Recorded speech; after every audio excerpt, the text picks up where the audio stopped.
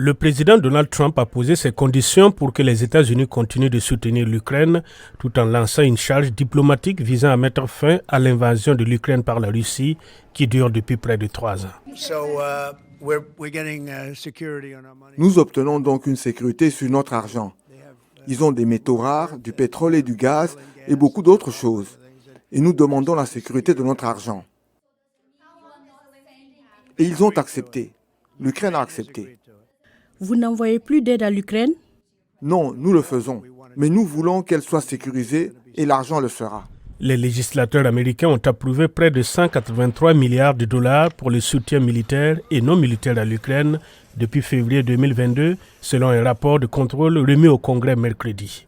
Un peu moins de 40 milliards de dollars restent disponibles. Les commentaires de Trump viennent couronner une journée de diplomatie intense marquée par des appels entre Trump et ses homologues russes et ukrainiens. Le président ukrainien Volodymyr Zelensky a confirmé avoir eu une longue conversation avec Trump. Lors d'une rencontre mercredi avec le nouveau secrétaire américain au Trésor au sujet d'un éventuel accord économique, Zelensky a insisté sur la principale exigence de l'Ukraine dans son plan de paix, l'adhésion de l'Ukraine à l'OTAN et son besoin de garanties en matière de sécurité.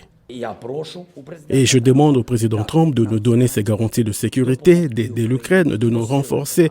Bien sûr, nous devons parler à l'Europe parce que nous devons avoir une armée encore plus grande. Nous avons un déficit budgétaire aujourd'hui, mais pour avoir une armée encore plus grande, au moins aussi grande qu'elle est aujourd'hui, et pour la nourrir et l'armer, il faut disposer d'une grande ressource. Cet argent doit venir de quelque part. Il s'agit en gros des garanties de sécurité.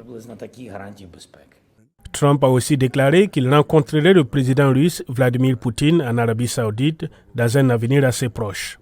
Il a exprimé l'espoir que la décision de Moscou d'échanger l'enseignant américain Mark Fogel contre un caïd russe de la cybercriminalité ouvrirait la voie à des négociations visant à mettre fin à la guerre. Le Kremlin, parlant de l'échange de prisonniers, a déclaré ceci. Naturellement, de tels accords sont précédés d'un travail de négociation très méticuleux. Et bien sûr, il est peu probable que de tels accords puissent devenir un tournant, mais en même temps, petit à petit, il s'agit de certaines étapes pour construire cette confiance mutuelle entre la Russie et les États-Unis, qui est actuellement à son plus bas niveau.